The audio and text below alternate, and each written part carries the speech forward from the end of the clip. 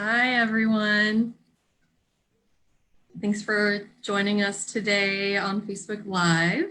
We're excited to talk today about our partnership and our work with our youth, specifically our immigrant and refugee youth, and also our partnership with Refugees Northwest. Please, throughout the video, you're welcome to ask questions, give comments. We'd love to hear your questions and give you some answers on the spot. I'm going to be joined today by José Meza, who's an education specialist, as well as Tigest Coleman, and we'll talk a little bit about what we do, as well as how we work together with our youth. Also, before we start our conversation, we do want to take a moment of silence to honor the life of Breonna Taylor and too many other Black lives that have been stolen at the hands of police and racist violence. Treehouse stands in community with those who have been impacted by this violence and lack of justice. To honor those lives taken, please join us in a moment of silence.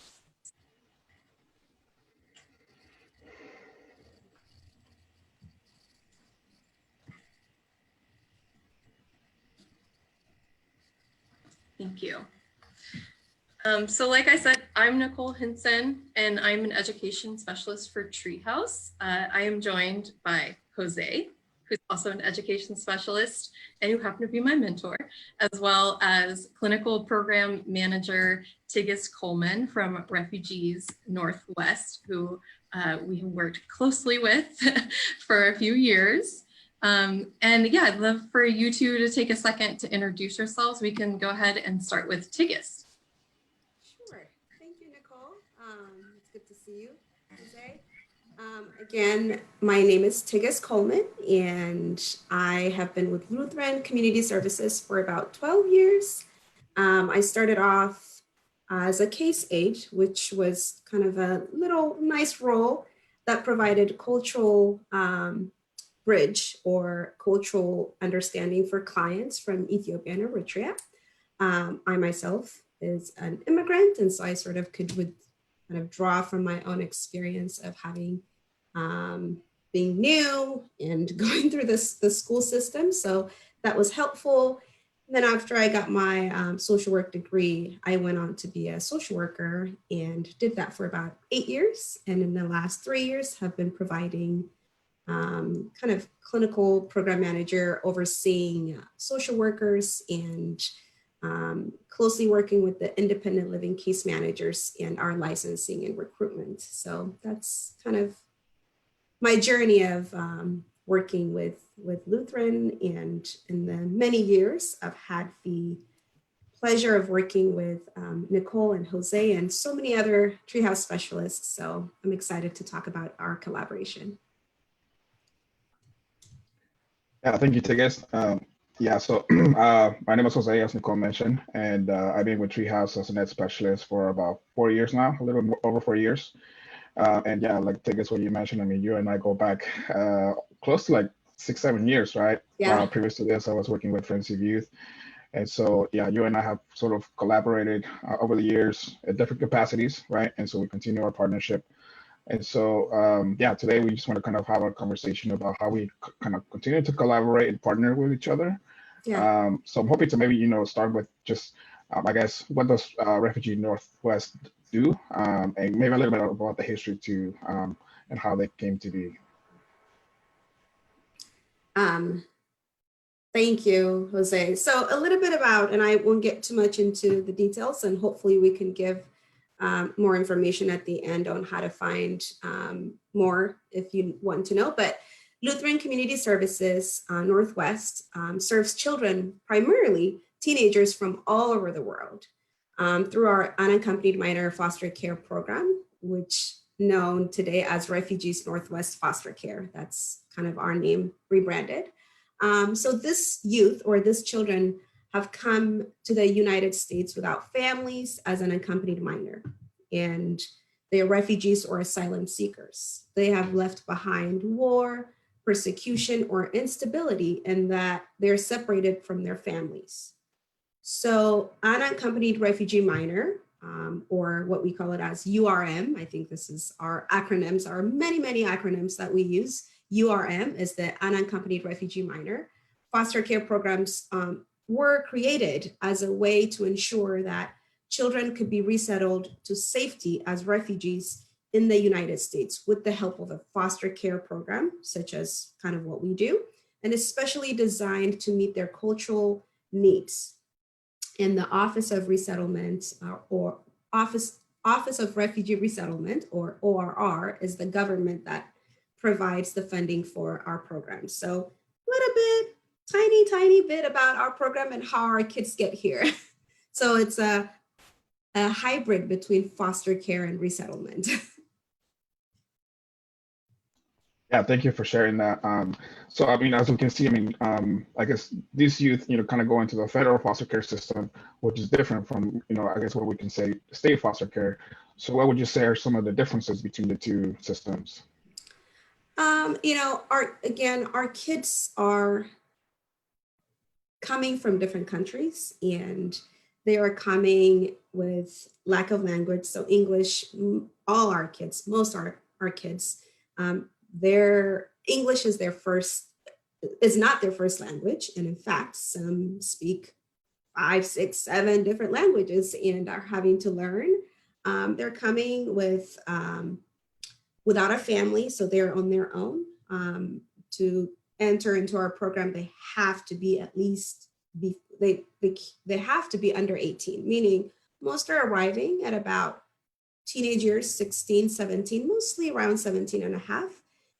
So they're coming without any families, language, lots of trauma, and cultural difference, right? It's a new culture, it's a new way of living. And then I think what connects us is the educational aspect of things.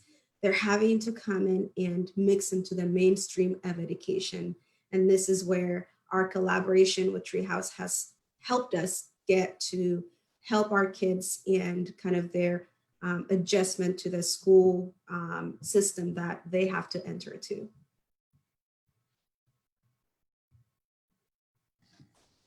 Absolutely love how we work together and how we try to navigate those different systems together, especially with our youth. Some of our youth haven't had what we would call traditional schooling, or haven't necessarily seen the written English language before, or had an opportunity to study different languages and in different places. And so connecting them to resources together is really powerful, and how we kind of flex that partnership. And it makes me think about how when we first start working, so once we're working with Refugees Northwest, and we get a referral and we start working with a student who's in the federal foster care system, we are looking at how are they being enrolled in school? What's coming next? What are the challenges they're facing?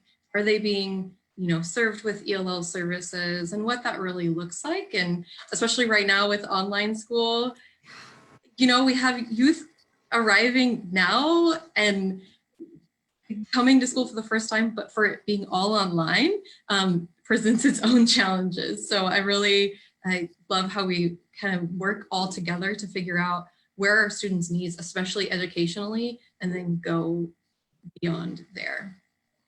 Absolutely. I think you've kind of nailed it, right? Our relationship with Treehouse, and really our relationship with our youth, starts when they come. And I think the unique and specialized case management that they receive, and we, the social workers, have had the opportunity to kind of build on the report. And I think connecting with the Treehouse specialists so that they have that one person at the school, right? Someone who could be at the grounds and can help them, show them around, right?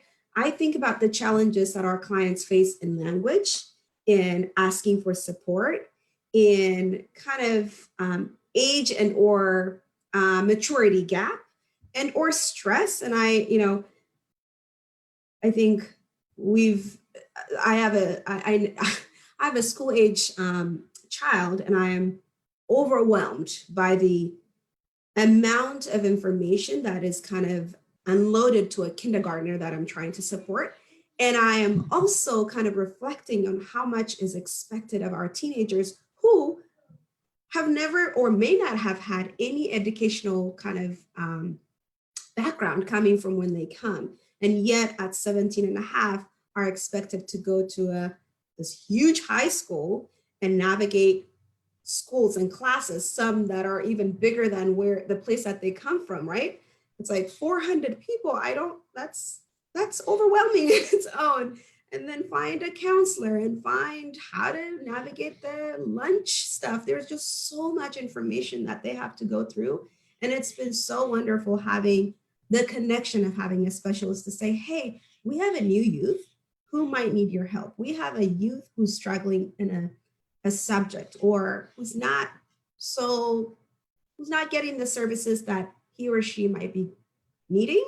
And so having you guys kind of be in the school ground to help us navigate and help us kind of get the needs that they need has been incredibly useful.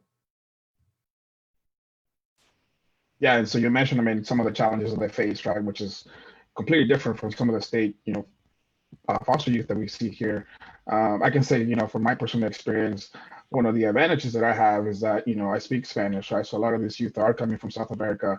Again, that's their first language, right? And so for me, that's kind of an advantage that I have in some ways, right? That I'm able to communicate and build that rapport with them faster, I guess, than some of the ed specialists. And it's not, so again, I think that's kind of like the partnership that we start to build. But I think a lot of times the youth kind of really rely on us, right, to be that sort of messenger, because in some schools we might be sort of like the first point of contact with between the teachers, the counselors, and everybody else. And so I think that's how we really strengthened our partnership, and then obviously then communicate with the social workers and the case managers and that type of thing. But yeah, I mean, I could say that the students do maybe at first they're a little bit shy, right, because they're starting to really trust you and really see how what you're all about. But I think at the end of the day, once they really trust you, they really rely on us to be that person, right, at that point of contact. So yeah, I think that's really crucial for all our youth, really, to be able to have that support. Definitely. I think meeting new people is overwhelming, but when you can say, this is the person that can help you connect to the things that you need, like connecting you to your counselor, helping you find after school activities, helping you find or even think through your options of education. And so I think, again, when our kids come into our care, they're meeting a lot of people, but it's great to have your consistency of seeing them weekly and or seeing them bi-monthly. And also just to say, when I have a problem, this is the person that I can go to who understands my journey. As you know, our kids come with a lot of, they come with a lot of expectation of what they want out of things. And sometimes it's not so much what they expected it, and there's disappointment, right? And so it's great to have your support in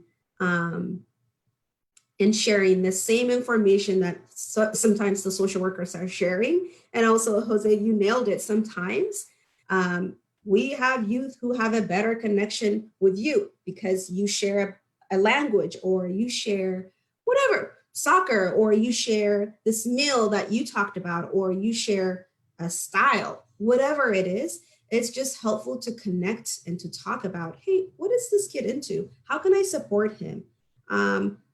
Also, summer is coming up. It's not like your work ends when school ends, which I really love and appreciate, because you help us think through the unique ways to meet their need, even when there's not school in place, right?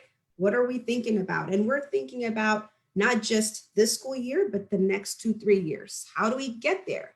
What steps do we need to plan for that? So yeah, I think your Your connection and your rapport that you're building with them is so great and unique. And I think I love sharing ideas of like what works for this youth, and or you may stay away from this particular subject or particular thing that might be a hot button for that client. So we have that regular communication with you guys to sort of just check in and see how things are going and to adjust and to be flexible around that.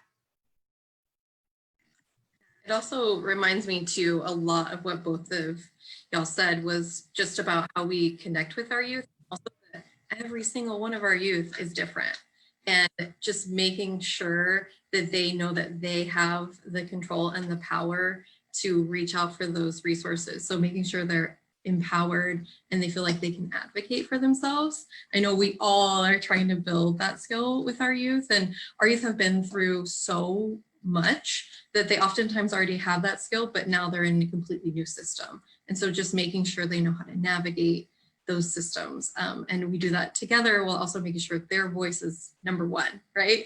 Their voice is being honored, and that their needs are being honored. So I love what both of you said about how we work with our youth to make sure to point them in the right direction, but also honor every youth is different, right? So every youth is going to have a different pathway. They're coming from a different place. So just making sure we can connect with them and know that they get to be in control of their next goal, their pathway. It doesn't end at the school year, right? It keeps going. I love it when students are like, oh, I still talk to you during the summer. Yes, sorry. But just reminding them that, yes, like I'm here for the long haul. I'm here to see you succeed in the way that you want to at the end of the day. So, yeah. I also want to remind folks, you can ask questions in the chat if you'd like, and we'll get to those in a bit. Nicole, that just reminded me about sort of, I just want to brag about our kids and kind of what they come with. You know, it's, our kids have lived a life of probably most adults by the time they get to us, right? They have had to grow up fast. They have had to see things that probably they didn't have to see. They've had a lot of trauma. They also have learned to overcome those things, right? And so finding that balance of not just saying you are new to the country and these are the things you need to learn, but really capitalizing on what they already know. Gosh, you know how to do this. You are so good at advocating for yourself, right? How to ask around. Also in a very cultural, you know, what's normal and what's not normal in their own culture of, am I asking too much? Am I asking for too much, right? So balancing and finding that happy medium, happy place where recognizing what they already know. Jose, Nicole, I'm sure you know when you sit down with a youth and you're like, let's come up with a resume, and they go, I've never had a job. And then you're like, well, you have 4 different languages. You used to work, and really defining how to put into words the skills that they come with, right? And sometimes that's really what it is. And they, you know, at the end of doing a resume, they're like, wow, you know, just reminding them of themselves of like the qualities that they already have that they didn't think that they had. And, you know, just saying, oh yeah, I do have a lot of things. I didn't think that was important and or kind of justifiable in any way, but recognizing the you know what life they already had and translating it into this life that they're living in, right? This independence and you know this independence that they already have possessed and have learned to master because of their own kind of their own journey on how they got here. So I love sitting down and kind of prepping our kids for jobs and or just kind of practicing and doing a mock interview with them. And they're kind of like, tell me something about yourself. And they're like, I don't know. And I'm like, well, you're strong. You're bilingual or, you know, trilingual, you know, so just helping them come up with the best of what they might not see in themselves. And I appreciate you guys. You're so creative in finding ways to do that. And yeah, I just was like, oh yeah, there's that part of our kids that we don't recognize. They already kind of have had a life before. You mentioned bragging about students, and so yeah, that definitely did remind me about one student in particular that I had. She was like one of my first students when I first started working for Treehouse, and she was again a recent arrival from Honduras, and she was a young mother, right? And so I remember like our first meetings, she was super shy. She couldn't really even just talk to me sometimes because again I could just tell that she was just hesitant, nervous, all those different things, right? But just seeing her growth over the years, and just seeing her graduate last year, like that to me was like, wow, like that's a huge accomplishment that, she was able to do it, not only being a young mother, but then was also working part-time and managing really, again, everything, right? That was she was doing. And then also doing sports one season, like soccer, like, so I couldn't even imagine myself doing that because the amount of stress and everything that she was going through, I just only imagine. And so again, we just sometimes we don't realize how strong and really all the qualities, right, that they have as survival, right? Because as you said, I mean, some of these youth have been sort of on their own for since they were kids, right? And they know how to survive really. But yeah, I mean, they're amazing. They're some of the hardest working students that I have, for sure. So, I mean, we can't talk enough about just their success and everything that they go through, right? Just to get here. And yeah, it's amazing to me, honestly.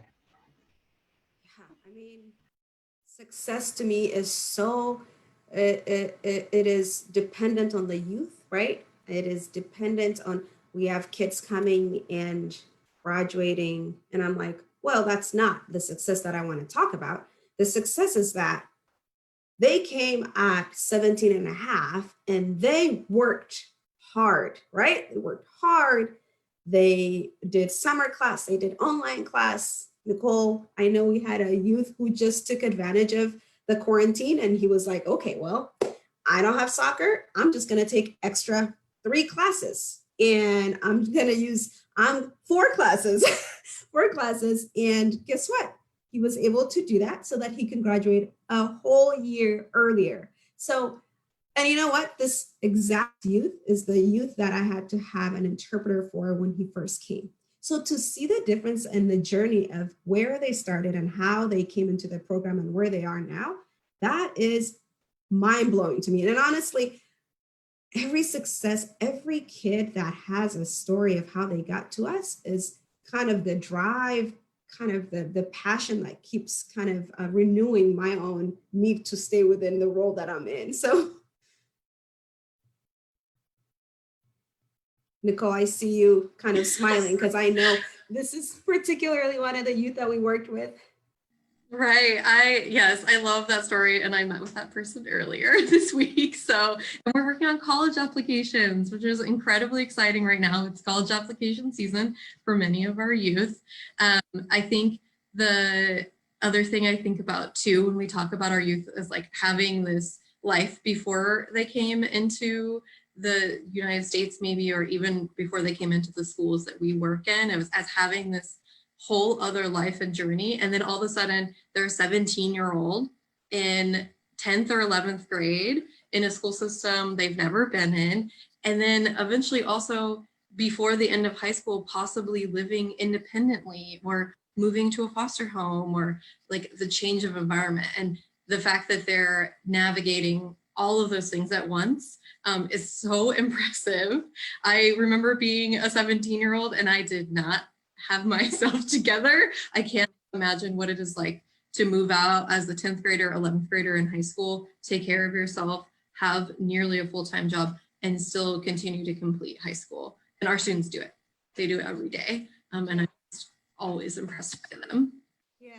Nicole, I think that brings us to our question I see on chat from Mary on Facebook. It says, something I've been confused about is how it's decided that grade level a youth should be in when they have not had formal education before. Can you speak to how that decision is made?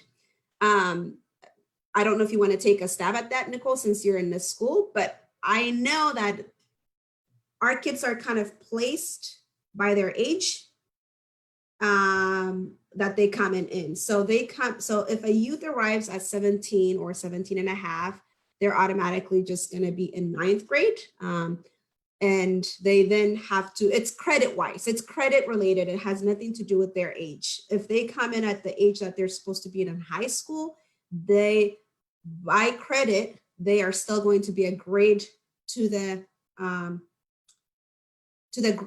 grade that that credit is related to, right? So if they have never had any schooling before, or they can't prove that they had high school transcript, then they're just going to be entered into a 9th grade. Jose, Nicole, is that true? Yeah, I mean, in my experience, that's usually how it goes. Really, it's based on their age. Sometimes, again, if some students have some sort of either language skills or that type of thing, they can maybe test a little bit above that. But yeah, usually the schools will kind of just base the students based on their age group, I guess. Yes, I've seen something similar too, where it's kind of based on age, if they have previous credit or if they have previous education experience that was transferable, then they may be able to get ahead. But a lot of times, yes, they're placed either at 9th or based on their age range. So if they're 18, sometimes they are placed into a junior level versus a freshman level. But it is kind of contingent on the high schools, which is where we all end up stepping in if we and get to kind of share and advocate for the youth if we feel like the placement is appropriate or inappropriate. So, yeah. Yeah. Any other questions? And it looks like we might be wrapping up soon, but I just wanted to also plug in and say, I'm sure there's a lot of questions about the work that we do and or, you know, our collaboration. And so that might be somewhere on the chat. If you want to find more information about Refugees Northwest, you can definitely do that, or on how to get connected, refugeechildren.net, or I'm not sure what else, or refugeesnorthwest.org is another place you can go and find information on our program and the services that we offer. Awesome. And if there's any other ways to support too, checking out those websites. And we, like I said, adore working with Refugees Northwest. And it's a great partnership where we get to work together to help support our youth in the best way. I just want to encourage everyone to also, you can engage with Refugees Northwest. You can also stay engaged with Treehouse by signing up for our e-news, following us on social media. Holiday season is coming up. Holiday Magic is coming up. We are looking for drive hosts for the holiday season, so you can find more information about that below. Jose, do you have anything to add? Don't forget to vote. That's important. Good point. Thank you again for joining us today. Like Tigist said, if you need more information, feel free to comment on Facebook, find us on Instagram, and we look forward to chatting with you again sometime. Thank you all.